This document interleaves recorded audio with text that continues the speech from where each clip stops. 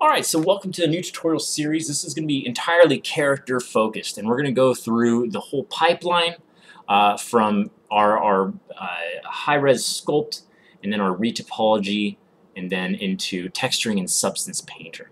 Now, everyone open up Zbrush right here. You can see we're going to be using Zbrush for our high-res sculpts.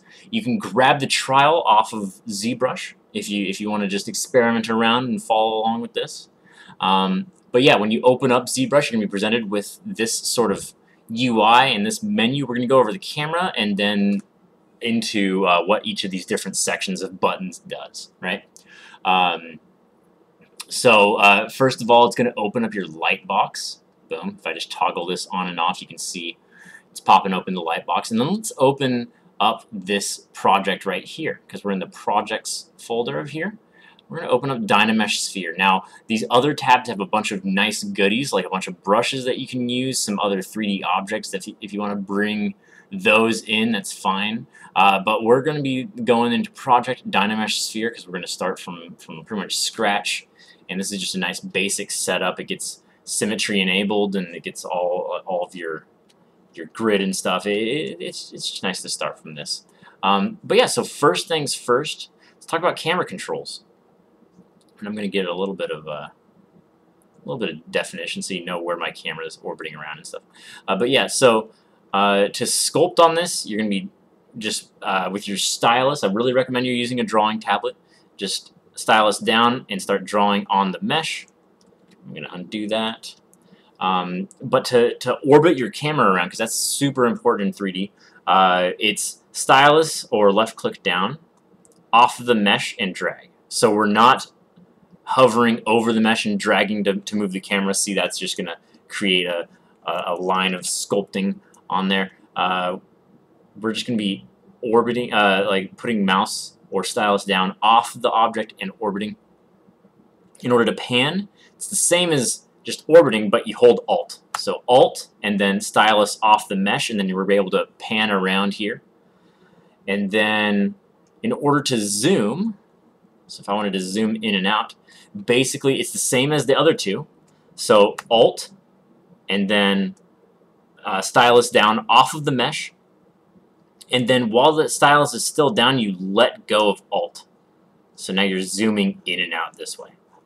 And that's the fastest way to sort of navigate. It's going to be an uphill battle to get that muscle memory in to your workflow, but honestly, once you get a handle of it, it's super fast.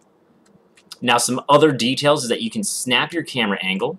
So if you're orbiting, you can hold Shift, and that's going to snap to your different perspective, your different sort of planes of view. So you can go from the front, 90 degrees to the side, all the way to the back. Really useful for when you're working on the silhouette of things, to just be able to snap like that. If you get super zoomed in on something, you want to see the whole object, you press F, and that's going to focus.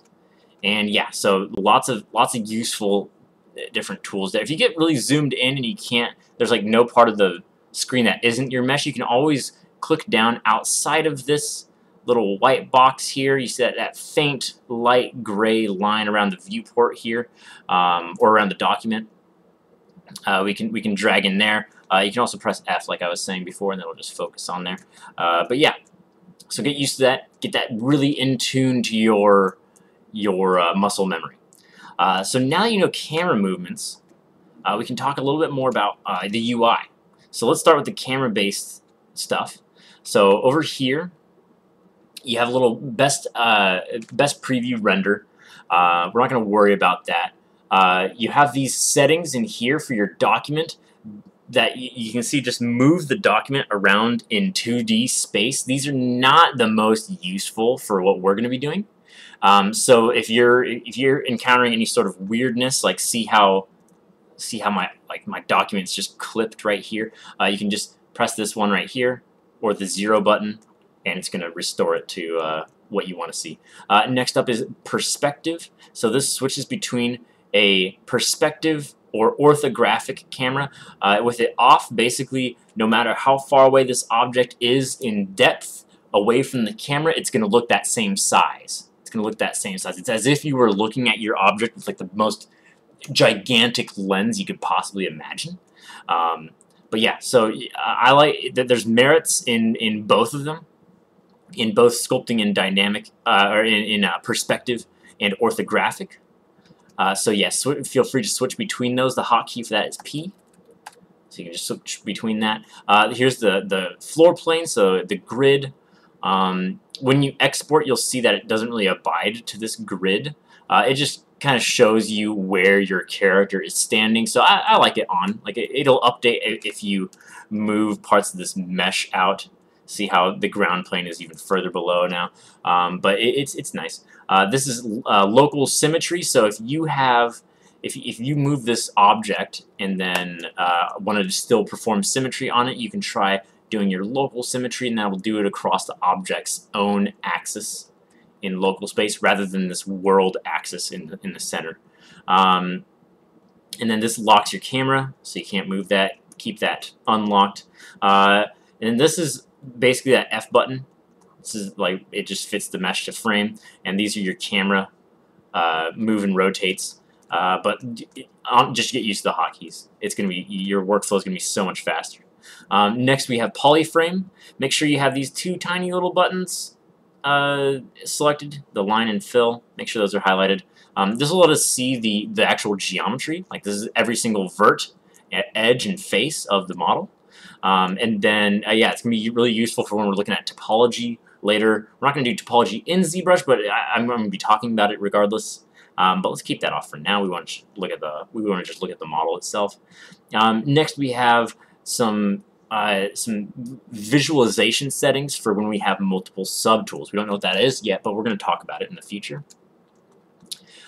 Next up, let's just talk about the general UI up here. So you have a big line of menus, right? In these menus, you have sub buttons, right? Like these are all going to be talking about the stroke. So if you, the way that your mouse moves across the character, this is all going to modify that. You know, texture is going to be everything associated with your texture. Transform is with the objects, like pivot points and stuff. So it's an imposing menu, right? It's kind of overwhelming how many buttons there are. That's why I'm not going to go into depth about any of these, because I don't want to take up a bunch of your time, and also we don't need a lot of these tools to get some really cool results, right? We only need a few, so this is going to be kind of a stripped down version, you know. But yeah, so we're most right now the only ones that we should try to learn is File. This is going to let us open a project or save a project, but when you save a project, it's going to save a lot of like a big file. It's going to be a large file that you save out. So if you want to save on space, you can save your tool, which is right over here. Think of tool as a 3D object in ZBrush. Just a singular mesh, but then you have subtools, which are we'll talk about in a little bit, which are basically just additional objects in the scene, right? So yeah, so when you're saving, you'll most likely want to save as a tool, and then drag that into your scene, and I'll show you that process pretty soon. But let's talk more about the UI. So up here we have a bunch of different brush modifiers. So you have draw size. So this slider is a nice alternative to using the hard brackets, which are like the normal buttons. Like look how slow this is to change your brush size. You can press space, and that's going to pop up that draw size for you right there, right under where your mouse is. And then focal shift, it's going to offset. You see how I have this interior circle in here? It's going to offset that. See how it's dragging that in and out, so you can get a more precise line or a more spread out line right there, or a spread out stroke. And then Z add, if you turn that off, you can't add any sort of geometry to this, you know. And then Z sub is going to do the opposite. It's going to burrow in. But we're going to, once we get to the sculpting section, I'm going to talk about the hotkeys for that. Z intensity is just going to change how much that pushes and pulls on the model. So you're good to just leave that at its default setting for most times. But if you find a brush is doing what you want it to do, but just way too much, change that Z intensity in there. Now the alpha, MRGB, and RGB stuff. This is for coloring and poly painting. We're not going to be worrying about that right now. That's how you can get some color in ZBrush. We're gonna, like I said, we're gonna do coloring in Substance Painter. So we're going to be in a completely different program for that. Then you have Move, Scale, and Rotate. When you click one of these, it's going to give you this nice 3D gizmo. If you like the old transpose line, you can switch that off here, but I like the little gizmo. It's pretty nice. And it's just your regular move controls in here. You can rotate the model. You can always scale it as well. You can change the pivot by holding Alt right there, and you can see I can move it off this way. Now my pivot point's over there. So lots of useful stuff there. Lots of useful stuff. And then to get back into your regular tools, you can just go back in your brush palette. Now let's look at the brush palette, right? So we have our brush that you have currently selected up here. Feel free to explore these different brushes afterwards, but I'm going to go into a separate video on this, on specific brushes that we use for stuff. So don't worry about trying to find the most useful ones. I'll show you the most use. I'll just strip out all the ones that we don't need really much, very much, you know. So that's our brush palette. This stroke basically controls how it applies it to the object. So if I do dots is like your regular Photoshop sort of brush, and you can change the spacing of those dots to make it do like a stippling effect, you know. But mostly the default value is all we're going to be needing. Drag rectangle is going to apply that in a, let's up the Z intensity, is going to apply that in one spot on the model as we drag out on that surface. Freehand is very similar to dots, but it's just more smooth there. We have spray, that's going to apply like sort of a stippling effect. Let's turn down our intensity a little bit right there. See how it's kind of stippling across there. It's fine for it's good for like pores and stuff like that. But yeah, that's basically all we need to worry about for now. Alpha is going to, let's switch back to this. Alpha effects, so see how I have no alpha, it's applying very smoothly right there with my standard brush. If I apply an alpha with like this, it's going to get this sort of raking effect across the surface. See how that's going? So these all modify that brush, right? Because each brush has that profile of how it's going to dig into that surface. This alpha modifies that further, right? And then material, it's just the material of the model. We're not going to worry about the texture setting in between this, but you can change this to whatever you want. But yeah, lots of cool stuff right there. Color, again, that's poly paint stuff. We're not going to worry about that.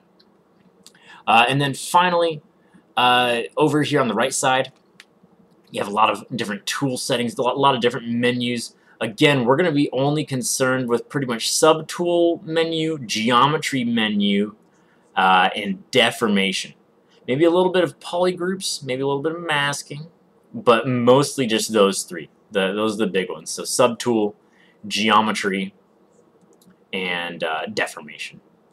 Those are the big ones. And even in deformation, we're not going to use much of this. Maybe mostly just mirror, polish by features, polish and you know, inflate and stuff. But yeah, this is going to be a very stripped down tutorial for like what you really need to get going here. But that concludes the breakdown of the UI. It's capture. I've glanced over most of this stuff, but I've given you the bare bones. So keep following along the tutorial series, and yeah, let's get to sculpting. Thank you.